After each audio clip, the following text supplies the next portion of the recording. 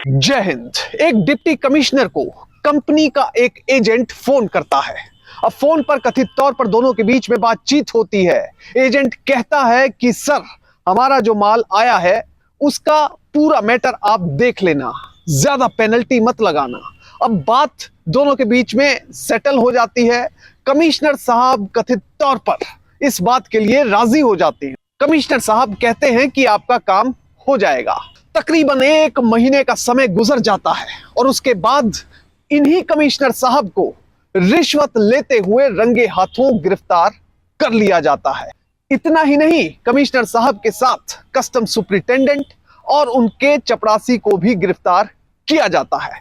इस केस में खास यह रहा कि इसमें न सिर्फ रिश्वत लेने वाला गिरफ्तार हुआ, बल्कि रिश्वत देने वाले शख्स को भी गिरफ्तार कर लिया गया।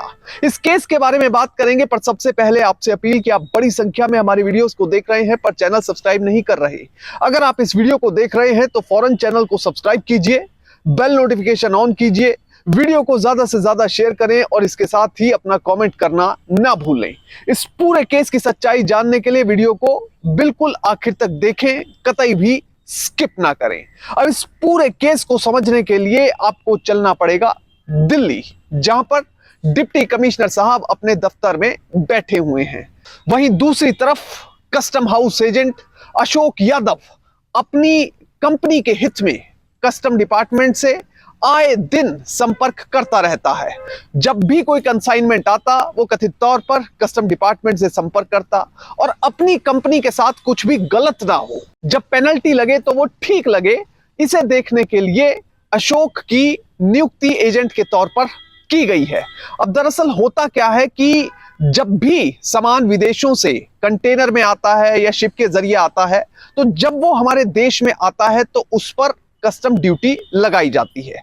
अब मान लीजिए किसी चीज पर कस्टम की ड्यूटी 10 लाख रुपए की लगनी है और अगर कोई मौके पर मौजूद है, कोई अधिकारी वो भ्रष्ट है और वो कह देता है कि मैं 10 लाख की ड्यूटी नहीं लगाता, मैं सिर्फ 50,000 की ड्यूटी लगाऊंगा, और रिश्वत मांग लेता है ऊपर से 1 या 2 लाख रुपए की, तो देने वाले को भी टेंशन नहीं होती और लेने वाले को तो बिल्कुल होगी ही नहीं। कुछ ऐसा ही ये मैटर है। अब 9 अगस्त का दिन है। अचानक से कस्टम के डिप्टी कमिश्नर ओम प्रकाश के फोन की घंटी बजती है। दूसरी तरफ से कथित तौर पर कस्टम हाउस एजेंट अशोक बात कर रहे होते हैं। अब रिपोर्टेड फैक्ट्स के मुताबिक इस बातचीत में अशोक डिप्टी कमिश्नर को कहता है कि सर, हमारा माल आया है, माल ज्यादा है, उस पर कस्टम ड्यूटी ज्यादा लग सकती है, पर आपसे रिक्वेस्ट है कि आप 70,000 रुपए से ऊपर की पेनल्टी मत लगाना। रिपोर्टेड फैक्ट्स के मुताबिक डिप्टी कमिश्नर कहते हैं कि ठीक है, मैं इस मैटर को देख लेता हूं।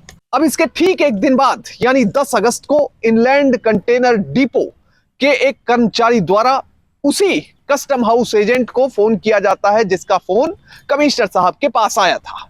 अब सीएचए अशोक को फोन करके यह बताया जाता है कि आपका जो काम है हमारे साहब ने कर दिया है, यानी आपने कहा था कि 70,000 रुपए से ऊपर की पेनल्टी ना लगाना, उन्होंने उसी के मुताबिक कार्य कर दिया है।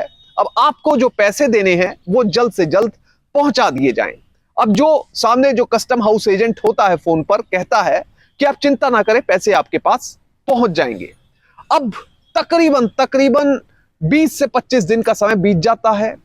3 सितंबर का दिन आता है।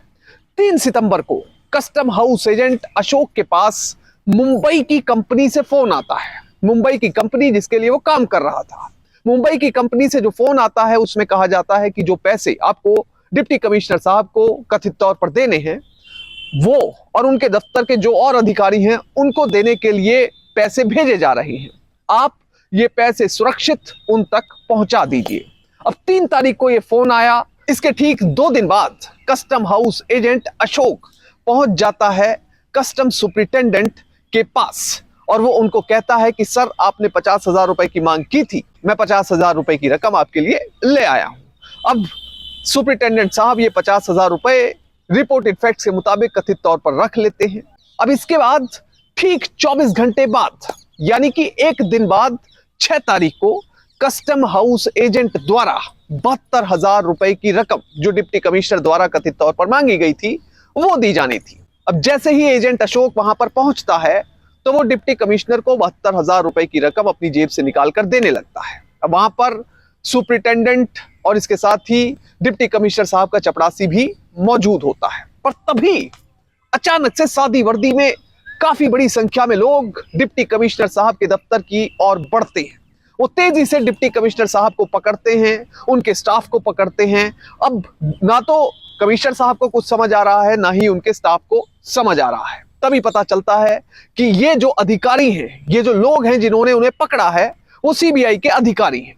उसके बाद पता चलता है कि ये सीबीआई द्वारा ट्रैप बिछाया गया था। इसमें ना सिर्फ सीबीआई रिश्वत लेने वाले अधिकारियों पर पिछले कई दिनों से नजर रख रही थी, बल्कि इसके साथ ही जो रिश्वत देने वाले लोग थे उन पर भी नजर रखी जा रही थी। नजर इतनी पैनी रखी गई थी कि उनकी एक एक एक्टिविटी को नोट किया जा रहा था कि वो कहां जा रहे हैं, किससे मिल रहे हैं, किससे फोन पर बातें कर रहे हैं, क्या कुछ हो रहा है उनकी लाइफ में। तो ये सब चीजें की जा रही थी।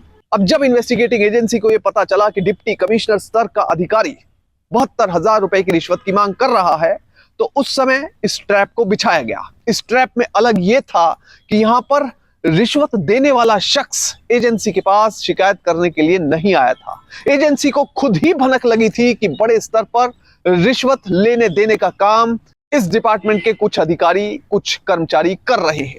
अब जब सीबीआई ने ट्रैप बिछाया तो उसके बाद deputy commissioner Om Prakash, superintendent Amit Kumar, चपरासी विजेंद्र कुमार, इसके साथ ही custom house agent Ashok, company के कर्मचारी, जो कंपनी द्वारा रिश्वत दी जा रही थी उस कंपनी के कर्मचारी रविकांत मिश्रा, इसके साथ ही उमा चरण, वो भी एक कंपनी के कर्मचारी थे, और इसके साथ ही कुलदीप कुमार नाम के शख्स को गिरफ्तार किया गया। कुल मिलाकर 7 लोगों की गिरफ्तारी की गई। अब इसमें प्रिवेंशन ऑफ करप्शन एक्ट के तहत मुकदमा रजिस्टर किया गया। प्रिवेंशन ऑफ करप्शन एक्ट की जो धारा 7 है उसके तहत तकरीबन 7 साल तक की सजा होती है और इसके साथ ही जुर्माना भी होता है। अब इस पूरे मैटर में इन्वेस्टिगेटिव एजेंसी को जो इनपुट मिला था, रिपोर्टेड फैक्ट्स के मुताबिक कथित तौर पर ये अधिकारी ना सिर्फ एक कंपनी से या 2 कंपनियों से रिश्वत ले रहे थे, बल्कि कई कंपनियों से रिश्वत लेने देने का काम खुलेआम चल रहा था, जिस वजह से इन्वेस्टिगेटिव एजेंसी सीबीआई की ओर से इन अधिकारियों और कर्मचारियों पर लगातार नजर रखी जा रही थी। सुपरिटेंडेंट को जब 50,000 रुपए की जो रिश्वत की रकम है जब वो दी जा रही थी, वहीं डिप्टी कमिश्नर को जब 72,000 रुपए की रकम वो दी जा रही थी, तो उस पर सीबीआई के द्वारा पैनी नजर रखी जा रही थी। अब जैसे ही इन सभी अधिकारियों कर्मचारियों की गिरफ्तारी हुई तो उसके बाद उनसे पूछताछ भी हुई और कुछ क्लू एजेंसी को पहले ही मिल चुके थे, कुछ इनपुट्स मिली थी, जिसके बाद 9 जगह पर साइमल्टेनियसली रेड किया गया। दिल्ली में रेड हुई, मुंबई में अलग अलग ठिकानों पर रेड हुई, फरीदाबाद में, गुड़गांव में, रायगढ़ में, इसके साथ ही हिमाचल प्रदेश के किन्नौर में भी एजेंसी के द्वारा रेड किया गया। अब ये रेड इसलिए किया गया कि कंपनीज में इस तरह के डॉक्यूमेंट्स मिले, इंक्रिमिनेटिंग डॉक्यूमेंट्स मिले, जिनसे यह पता चल सके कि रिश्वत किस किस अधिकारी को दी जाती है। वहीं दूसरी ओर जो ये अधिकारी थे जिन्हें गिरफ्तार किया गया, उनके ठिकानों पर भी छापेमारी की गई और यह पता करने की कोशिश की गई कि बाकी किन किन कंपनियों से, बाकी किन किन व्यक्तियों से ये लोग रिश्वत ले रहे थे। अब इस पूरे मामले से हमें सीख क्या मिलती है? दरअसल ये जो पूरा मामला है उसमें एक चीज साफ तौर पर पता चलती है। पहली चीज ये पता चलती है कि सिर्फ रिश्वत लेना गैर कानूनी नहीं है, बल्कि रिश्वत देना भी अपराध है। इस पूरे केस में ना सिर्फ कथित तौर पर रिश्वत लेने वाले अधिकारी और कर्मचारी गिरफ्तार हुए, बल्कि साथ में उन्हें रिश्वत देने वाले लोग भी गिरफ्तार किए गए। अब जो दूसरी सीख हमें मिलती है वो ये मिलती है कि किसी भी मैटर में आप ये ना समझें कि आपको कोई देख नहीं रहा है।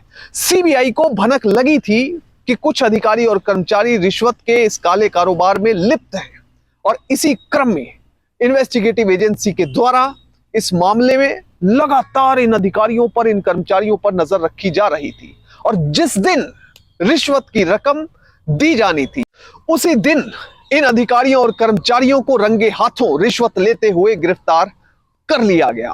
तीसरी अहम चीज हमें यह सीखने को मिलती है कि कभी भी आप कितने ही बड़े पद पर हो जाएं, कितने ही बड़े अधिकारी कर्मचारी बन जाएं, पर कभी भी सच्चाई का, ईमानदारी का रास्ता ना छोड़ें। इसके साथ ही वो सभी लोग जो हमारी इस वीडियो को देख रहे हैं उन्हें भी एक जिम्मेदार नागरिक का फर्ज निभाते हुए, जैसे इस मामले में इन्वेस्टिगेटिव एजेंसी ने इन भ्रष्टाचारियों को गिरफ्तार किया है, अगर आपके आसपास भी इस तरह का कोई भ्रष्टाचार होता है तो आप उसकी खबर जरूर इन्वेस्टिगेटिव एजेंसी तक पहुंचाएं, ताकि भ्रष्टाचार पर नकेल कसी जा सके।